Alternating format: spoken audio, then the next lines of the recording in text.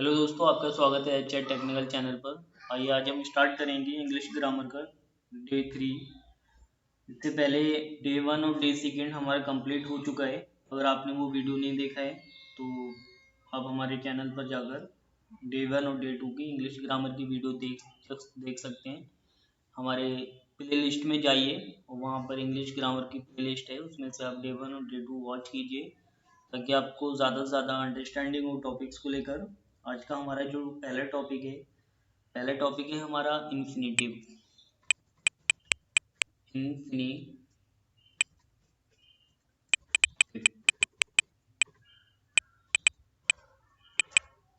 Okay, ये हमारा पहला टॉपिक है। इन्फिनेटिव को सामान्यतया टू प्लस वर्ब के रूप में जाना पहचाना जाता है, जैसे to play, to go, to walk etcetera. लेकिन कभी कभी टू नहीं भी आता है। इस प्रकार की इन्फिनेटिव को बेयर इन्फिनेटिव या इन्फिनेटिव विदाउट टू कहा जाता है। जैसे I saw him go, I bade him to go, I bade him go etcetera. यहाँ गो बेयर इन्फिनेटिव है। दूसरा हमारा जो इसी का आज का टॉपिक है वो है split infinitive.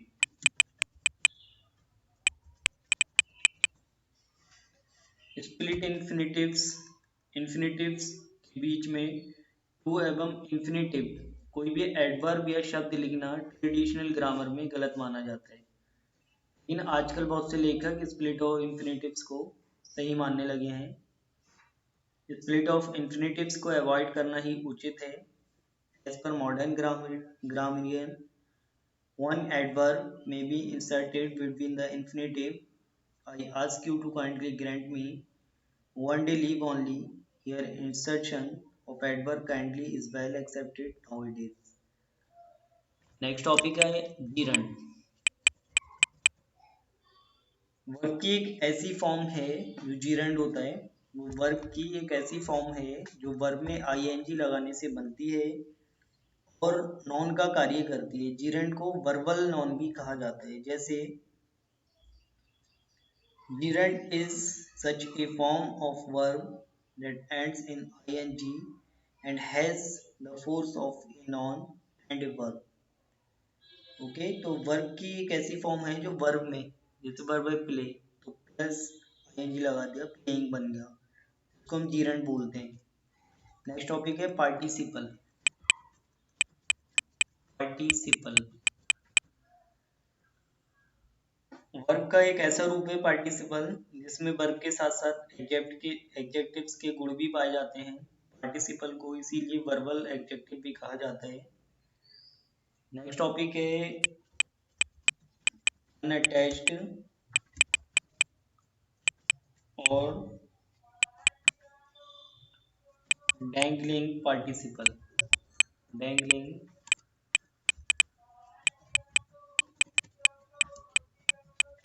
Participle. Okay, participle वाक्यों में एडजेक्टिव का कार्य करता है, अतः पार्टिसिपल के साथ एक नाउन या प्रोनाउन का संबंध रिलेटेड होना आवश्यक है। यदि पार्टिसिपल के साथ कोई नाउन या प्रोनाउन संबंधित नहीं है तो वो पार्टिसिपल अनअटैच्ड और डैंगलिंग पार्टिसिपल है। जैसे being a cold morning, I didn't go to office. Being a rainy day, the school remained school. Being a rainy day, the school remained closed. यहाँ पे दोनों जो सेंटेंसेस हैं उसमें पार्टिसिपल बीइंग अनअटैच्ड पार्टिसिपल है। यहाँ बीइंग के साथ कोई नॉन या प्रोनाउन लगाना आवश्यक नहीं है। उपरोक्त जो वाक्य हैं उनमें पार्टिसिपल जो है बीइंग अनअटैच्ड पार्टिसिपल है। यहाँ बीइंग के साथ कोई नॉन या प्रोनाउन लगाना आवश्यक है, अतः इन वाक्यों को निम्न प्रकार लिखा जाना चाहिए। It being a cold morning, I didn't go to office. इसको ऐसे भी पढ़ सकते हैं, it being a cold morning, I did not go to office. The morning being cold, I did not go to office. It being a rainy day, the school remained closed. The day being rainy, the school remained closed. इस तरीके से इन sentence को हम बना सकते हैं।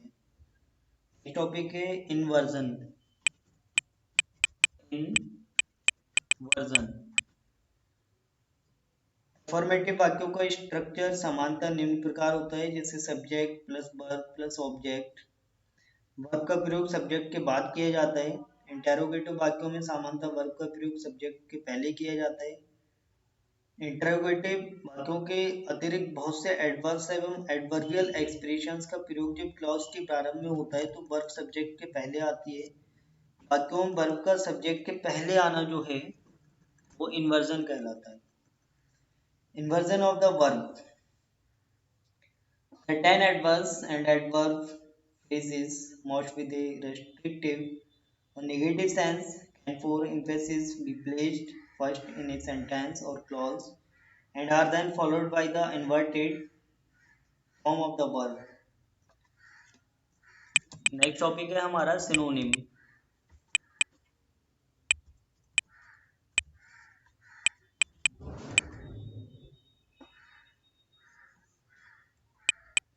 Synonyms.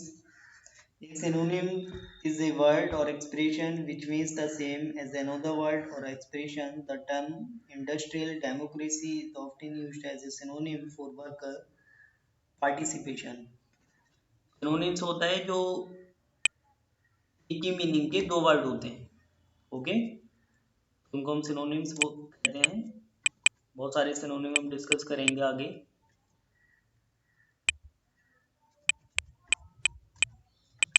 और होता है एंटोनिम्स।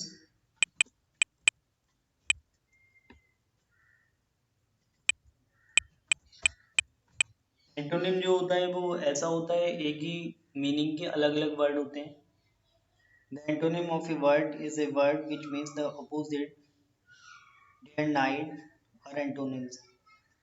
Day और night, सॉरी, एंटोनिम जो होता है एक दूसरे का पर्यायवाची हम बोल सकते हैं हिंदी में, तो वो एंटोनिम होता है। और सिनोनिम जो होता है वो होता है समानार्थी वर्ड। हिंदी में उसको समानार्थी बोल सकते हैं। और एंटोनिम को बोलते हैं पर्यायवाची। ओके, एक होता है हिटरनोनिम।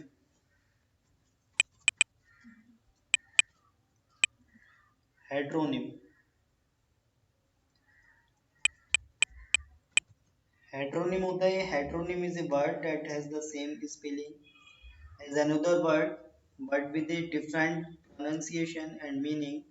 These words are sometimes also called homographs. तो होमोग्राफ्स को ही हम हेट्रोनियम बोलते हैं। एक ऐसा वर्ड होता है जिसकी स्पेलिंग सेम होती है लेकिन उसका प्रोनाउंसिएशन और उसका जो मीनिंग होता है वो अलग अलग होता है। नेक्स्ट है हमारा ऑटोग्राम। Self-referencing sentence is the sentence that describes itself. For example, this sentence has 5 words. An autogram is a self-referencing sentences that describes its letter content. कंट्रोनियम होता है एक, नेक्स्ट टॉपिक है कंट्रोनियम। The word contronium, also the synonym antagonium, is used to refer to word that by some freak of language evolution there are our antonyms. On antonyms, both contronium and antogium are relatively recent neologisms. However, there is no alternative term that is more established in the English language. जैसे कंट्रोनियम होता है, fast का होता है Q, unmoving. Fix का होता है restore, straight. Next topic है हमारा मिलाप्रोपिज।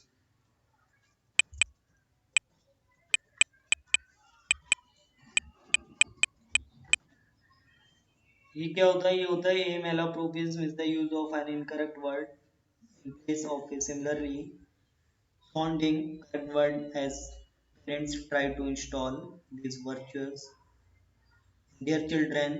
He became fluent in French, Italian, Latin and Greek. Next हमारा टॉपिक है पैलिंड्रोम। पैलिंड्रोम पैलिंड्रोम क्या होता है? ए पैलिंड्रोम इज ए वर्ड और sentence that reads the same forward As it does backward, the words A and I are perhaps the simplest and least interesting palindromes. The word rakier and the name Hana are more interesting and illustrative. Next topic है पैलिंग्राम.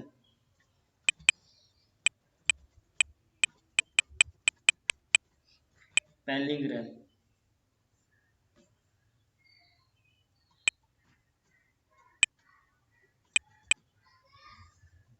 A palindrome is a sentence in which the letters, syllables, or words reach the same backward as they do forward. The sentence he was he is a word palindrome because the words can be placed in reverse order and still read the same.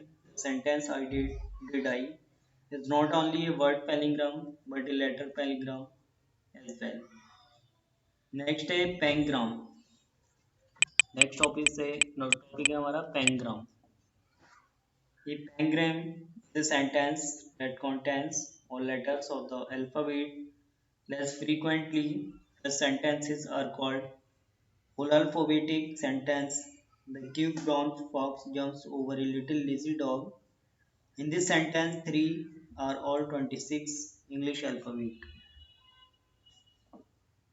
जैसे हमारा एक sentence है the cute brown fox jumps over a little lazy dog. इस sentence में जितने भी alphabet होते हैं इंग्लिश में सब हैं इसमें 26. इसको हम बोलते हैं पैंग्राम. दूसरा टॉपिक है हमारा. नेक्स्ट टॉपिक है इपोनियम. टॉपिक है हमारा इपोनियम. इपोनियम.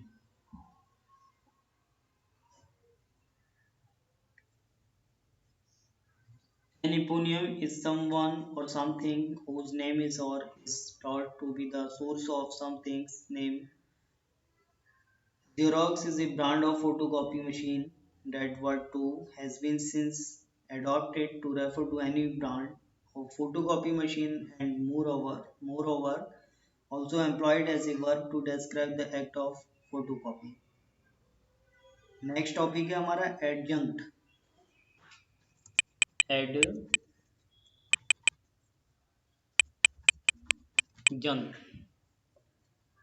An adjunct is a word or group of words which indicates the circumstances of an action, event or situation. An adjunct is usually or prepositional phrase or an adverb group. Next topic है हमारा contraction. Contraction क्या होता है इसके बारे में देखेंगे अभी. Contraction.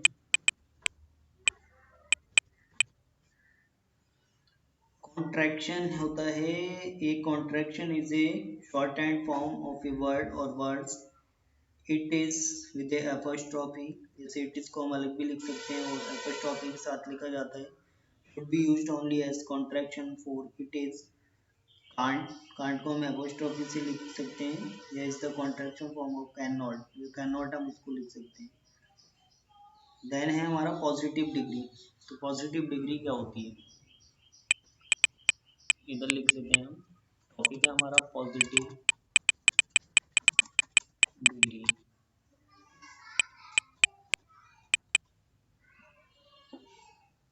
The positive degree of an adjective is the adjective in its general form. It denotes the mere existence of some quality. Then comparative degree, superlative degree. तीन डिग्री होती है हमारी. comparative डिग्री क्या होती है. दूसरा है comparative degree.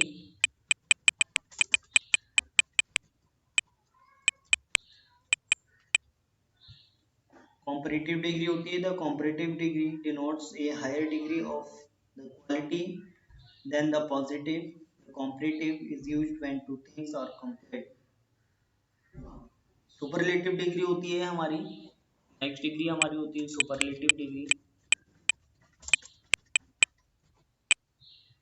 Superlative degree. The superlative degree denotes the highest degree of the quality. It is used when more than two things are compared. जैसे हम यहाँ पे कुछ एग्जाम्पल देते हैं. यहाँ पे हम लिखते हैं पॉजिटिव डिग्री, पॉजिटिव, यहाँ लिखते हैं कॉम्परेटिव, और यहाँ इसका बनाएंगे हम सुपरलेटिव।